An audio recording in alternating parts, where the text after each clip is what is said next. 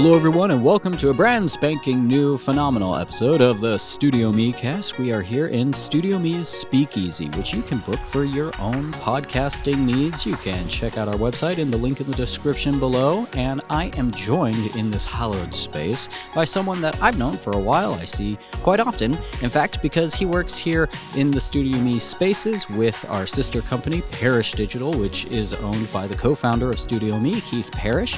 We have videographer and comedian Mike Diglulielmo. Yeah. Mike, thank you so much for joining me. Of course, happy to be here. Absolutely. Yeah. I'm surprised it's taken this long for me to get you on, but you're not here every day. Yeah, no, Yeah. doing that work from home life. That's right. Yeah. How do you like that?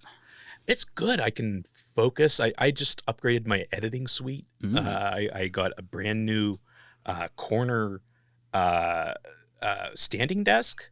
I have one of those. Yeah, at home. Yeah, and absolutely. I can just sprawl out, and then I got a brand new like gaming chair, office chair type of thing on wheels, and yeah.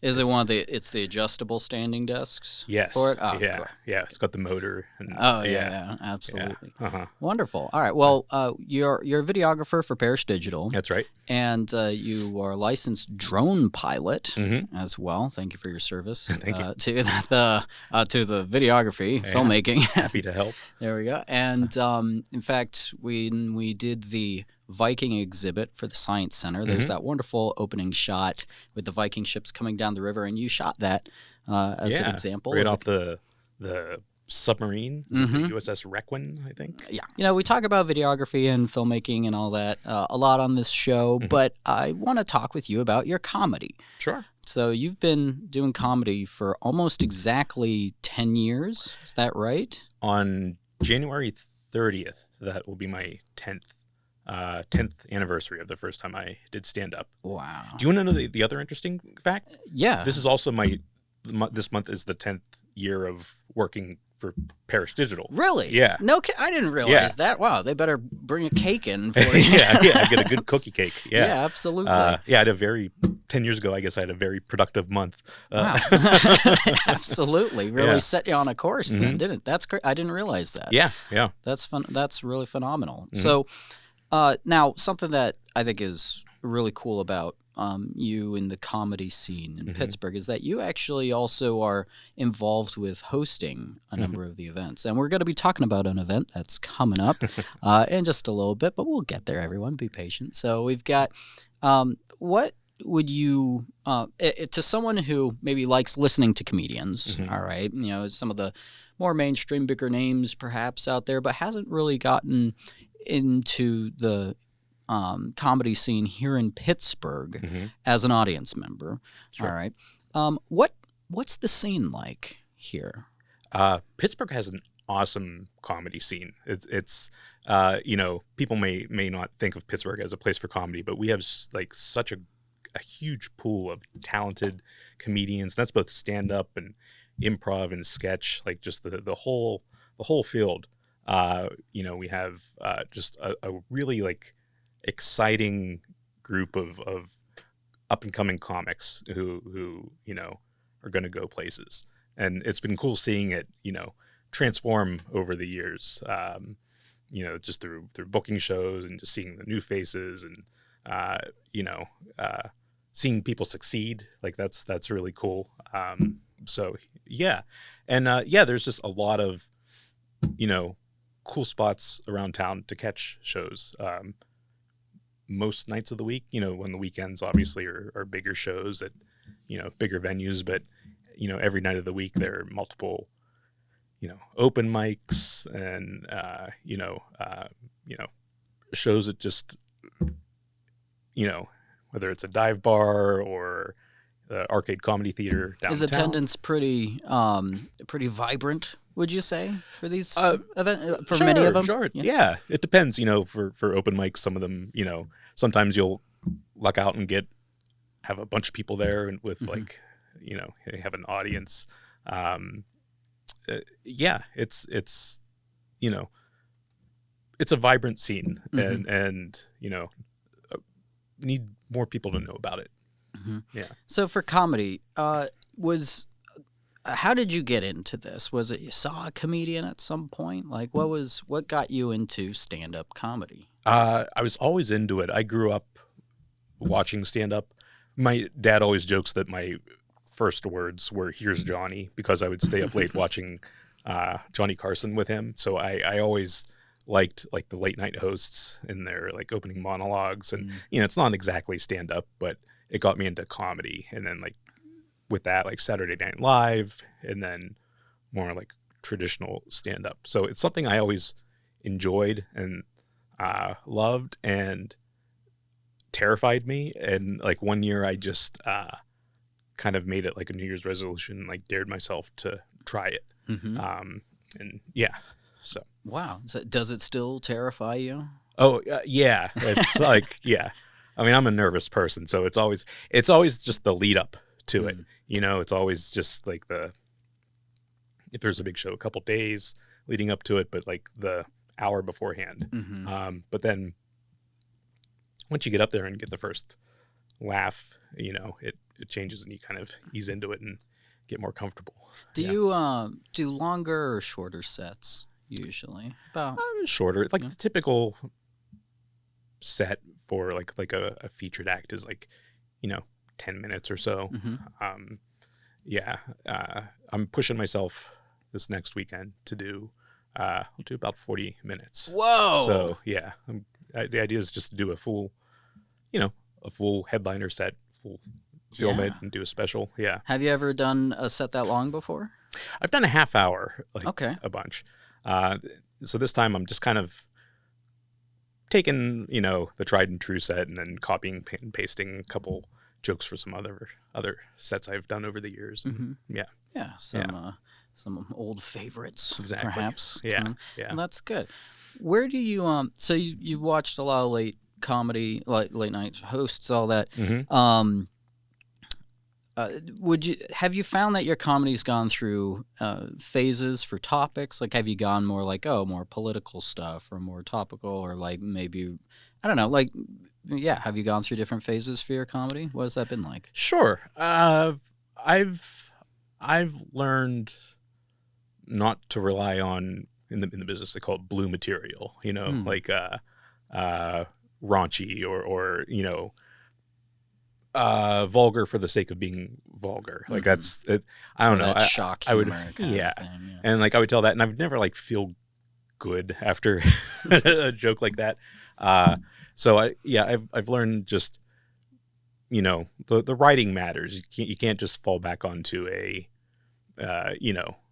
crutch, like, for, gross out humor or whatever. I mean, if you can pull off a good gross joke, then go for it. But yeah, like over the years, I've kind of scaled back from that and don't necessarily rely on, like, I don't know. I just feel like that's not my vibe. Would you say that your comedy is more wholesome then, or does it still cater mostly to a mature audience? Sure. No, it's, yeah, I would say I'm pretty much for everybody. That's good. That's good. Yeah. I say that your aunt will love me. Yeah. Oh, that's good.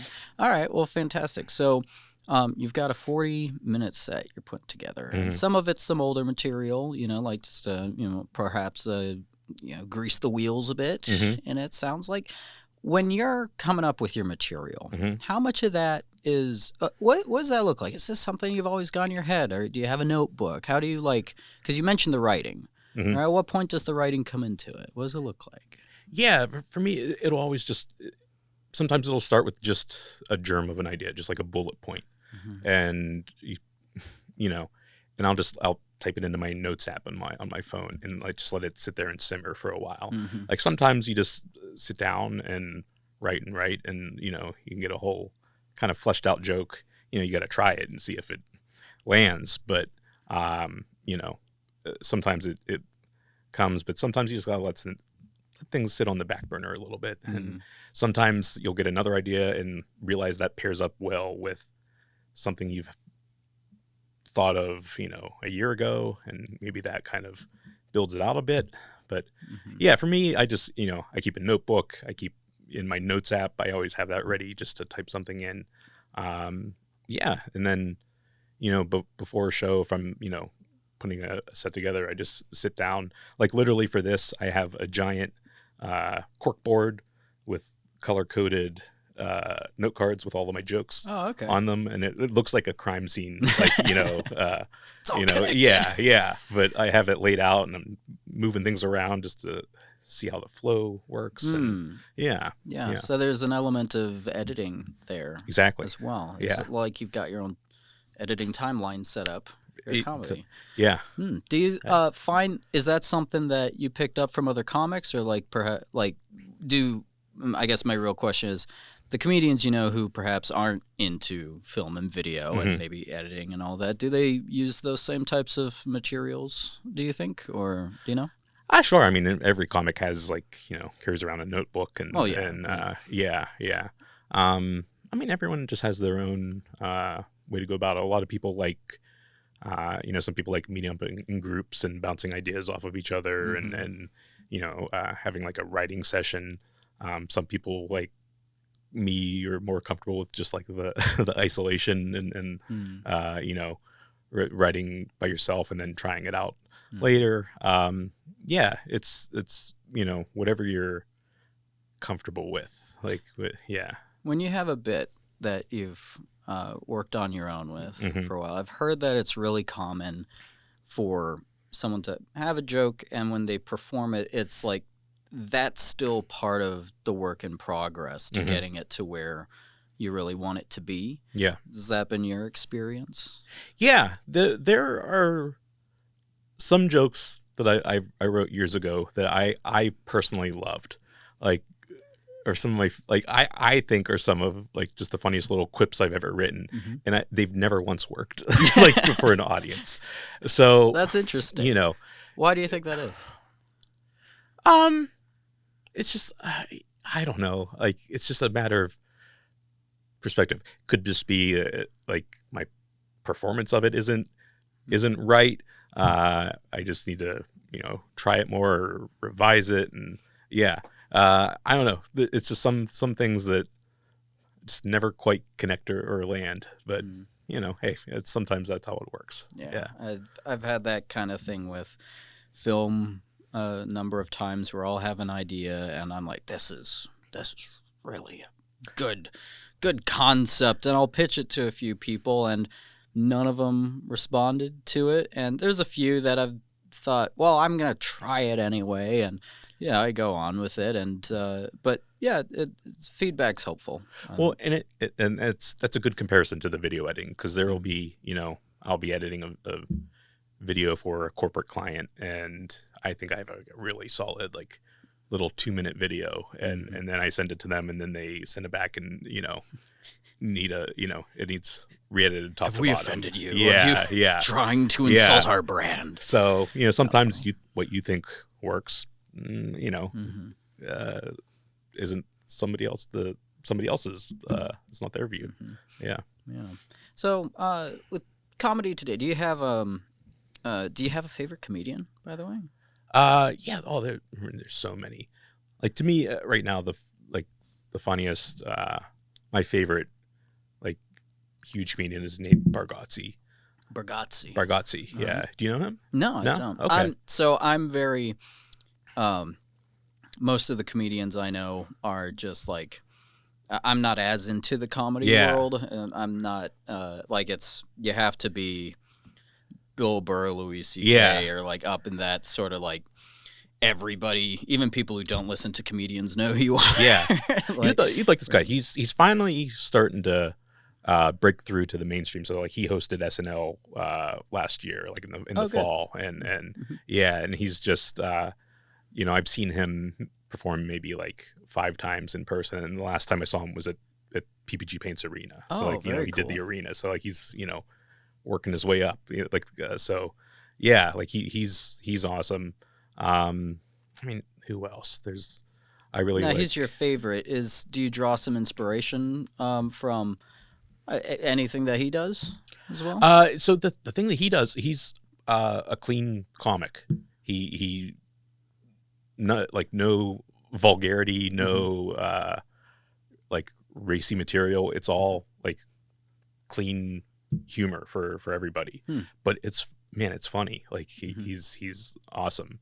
So yeah, like that takes a lot, because there's a, you know, to be a comic for everybody, like that takes a lot of skill, and to not just be like, I don't know, for not to be like cheesy and I think some people, might, with any art form, whether it's film or even painting or something, like there's a lot of people who might seem elitist, who don't appreciate people who have content that appeals to a wider audience. But it's actually not easy to do that. I have found a lot more possible to get people to like your stuff if you're playing to a very specific niche audience, and not like for anything. For anything, it's like if you have, and it might not seem that way because a lot of people see the stuff that everybody likes, especially if they're not really a part of that world. Okay, but like chess players. Okay, when I was a kid, in the 90s, early 2000s, I was on a chess team, and I would go to chess tournaments and all that. Every single young chess player had seen the movie Searching for Bobby Fischer. Sure, yeah. Most people haven't heard of that movie. Even Ben Kingsley is in it. Lawrence Fishburne's in it. Yeah. You know, but it was the chess movie for a long time, and it accurately represented chess tournament culture, kind of like, just like, I mean, it was very authentic. You know, it wasn't like how a lot of movies are about FBI agents. If you talk to an actual agent, they'll be like, oh, the FBI is not like that. You know, oh, it's not like that to be a cop. It's like, this is the movie that got it right about chess. And now we have stuff like The Queen's Gambit, which is lovely. But I guess my point with going for a niche audience there was like, most people haven't seen Searching for Bobby Fischer. Right. But most chess players at that time, that at least I ran into, and I've ran into a lot of them, had seen that movie multiple times, because that was the movie about us, you know, for that thing. So, but yeah, having some, all that to say, creating a movie or a joke, you know, a comedy that does appeal to a wide audience is something that people should not, you know, poo-poo, so they say. No, yeah. So I appreciate that kind of thing greatly. Yeah. So that's wonderful. So when you're doing your comedy and writing, would you say that I would just say maybe the wholesome approach, shall we say, that you go with, is that very common in the Pittsburgh scene of comedy? Oh, I mean, sure. There's a wide range of styles and voices here. You know, it's a diverse scene. So yeah, that there's a little bit of everything. Yeah. So you also host a lot of events and MC them, I believe. Correct? Yes. Good. And there's a special event coming up, Right. Which is going to be your 10th extravaganza, fiesta bonanza. Yeah. There. Why don't you tell people a bit about what that's going to be like, when and where? Sure. All that. So yeah, just for someone who's like, you know what, I've never been to a comedy show in Pittsburgh and I have some time for this, you know, it's right down the barrel there. Why don't you tell them, like, you know, give us a little pitch? Yeah. So 10 years ago, my buddy Adam Prevade and I were drinking at a bar that he lived next to. It's called the Obie House Tavern. It's in the West End, in Crafton Heights, and just a total Pittsburgh dive bar. It's got its charm, you know. It's a charming little place, but they have a nice event space in the back, and we were there one night, and the owner was like, "You guys want to host a comedy show?" We were like, "Oh yeah." So we did it. We did it. We didn't quite know what we were doing, and you know, didn't quite do it the right way. It got there over the years, but you know, it found its way. And like I always said, it's like one of the best kept secrets in Pittsburgh comedy. Like, we've built a really nice venue with like regular shows there that people seem to enjoy coming to. So that was 10 years ago. This January 27th, Saturday, January 27th at 8 o'clock, we're having our 10th anniversary show. And we're having some Obie House favorites returning to perform. And we're going to film it. We're going to make it like a comedy special. So yeah, we're going to put it together and put it out into the world afterwards. Well, that's fantastic. Yeah. So if you're available and curious about comedy in Pittsburgh, just go on and follow those breadcrumbs, everybody. So let's go back to the beginning of that 10 years. Mm-hmm. First time you take the stand. Yeah. Right. What happened? What was cool was somehow, without even really knowing anybody, we got we booked some actual comedians on the show from the area, and like they like headlined and did well. And I mean, I probably went up there planning to go like, oh, I'm going to go up and do 10 minutes, and I probably did like, I don't know, 3 minutes, but I got a couple laughs and it felt good. And what was cool was like afterwards, the other comics came up and were complimentary and gave some like notes and tips and like you tweak this and do that. So it was like it felt like a success. So like each time after that, we just kept building on that. So it was totally nerve-wracking, but just getting that first laugh, it's just the best feeling in the world. Yeah. Absolutely. Enough to keep going. Exactly. All right. Yeah. So, first time up there, you do all right, and you also host a successful event. About how many events have you hosted over the decade, do you think? So, I mean, we would host the show pretty much every like 3 months, because it's like I said, it's a dive bar. It's a local bar. All the locals go there. So we want them to keep coming back. So we would have it every like 2 to 3 months. Yeah. And so, man, sounds like a lot. It's been a lot. We took, obviously 2020 through 2022, we had a bit of a break there. So, since 2022, we've probably had about like, I don't know, like 10 shows. So in total, like, I mean, we're pushing 30 to 40, like, After, since COVID, how would you feel, how would you say that the comedy scene in Pittsburgh is different than it was before? I think it's really, really different. Yeah. Oh. Okay. We still got time. It's cool. only 6. So perfect. I'll Yeah. cut that out. So I'll just ask again to cut it in. Since COVID, how has the comedy scene in Pittsburgh changed? How is it different before to after? Yeah, it's way different. There's a lot of the more established like venues in town that had been around for years, like unfortunately aren't open anymore. Like before COVID, I had shows going on at like 4 different venues, and unfortunately, though, Obie House is the only one that's still open, which is it's a bummer. So a lot of comics had to find creative ways to either find new venues or just get themselves out there and like kind of find that audience again. It took a couple shows at the Obie House to get the audience back, and some of them have been it's been hit or miss. Some have been felt like the good old days again. And some of them have been more lightly attended, but it's finding its way back. And there are a lot of regular shows around town that are just like consistently like selling out, and we've there's a comic in town, Ronnie Fleming. He hosts the Don't Tell comedy shows. He hosted a couple right here in StudioME. They do them in like non-traditional venues around town, and those are like some of the best shows in town. So like they've done shows in like rock climbing gyms and boxing gyms and like dog spas and places like that. Yeah. So getting creative with it. That's neat. Yeah.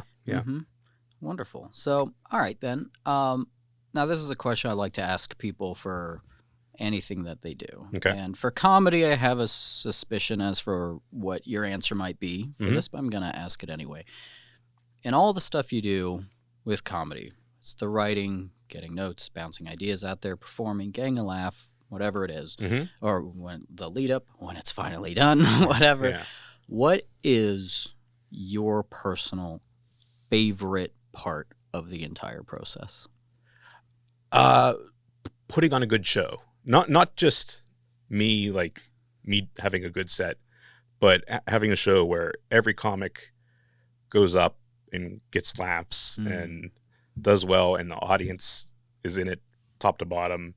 And like once that show is over, it's like the biggest relief in the world. But it's just awesome having it all come together and like everyone having a good time and really enjoying themselves. You sound like you could own your own comedy club someday. I mean, hey, it's we'll see what happens. Mike's. Maybe. Yeah. Mike's Lounge. Oh, that'd be good. Yeah. Absolutely. Well, fantastic. So, just a couple more things to wrap us up here. Then, you're going to be doing this 40-minute set.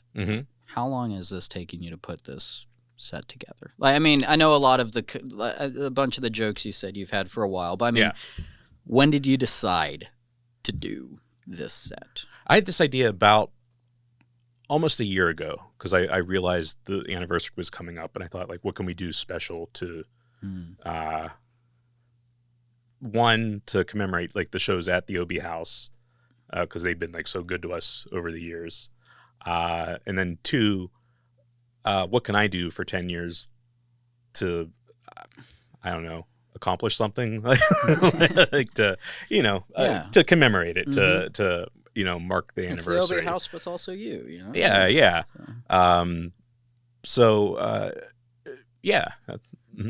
Good. Yeah. It's just so many things out there that take a lot of work and prep and lead up to make it seem effortless later. Yeah. The set itself, I mean, so you asked how long, I've been piecing it together and rearranging and working on the flow for, a couple months now. And I think just now, like this week, I finally have it like maybe set in stone kind of, and maybe some minor tweaks, but now it's just working and saying it to myself in my free time at home. And I'm doing a dry run this week coming up, and it's just the training, the Rocky montage. That's of right. Getting ready. Yeah. I just rewatched the first two Rocky movies. Yeah. Man, those are good. I did too. That's man, so good. Yeah, I was thinking when you were talking about it's like Rocky again. Yeah. So there we go. Now, when you're writing, because some comedians, I'm pretty sure George Carlin was known for writing his sets out verbatim. Like he had his script. And in some points, it's pretty obvious because he's like does a lot of his particular wordplay occasionally. Right. And then some comedians, I don't want to say they wing it because that's a huge misrepresentation of at least what almost every comedian does. But when you write, how much of it is detailed out for you? Is it like bullet points? Is it beat sheets? Like what does the script look like for you? I would say it'll start out just as an idea, like just a couple words.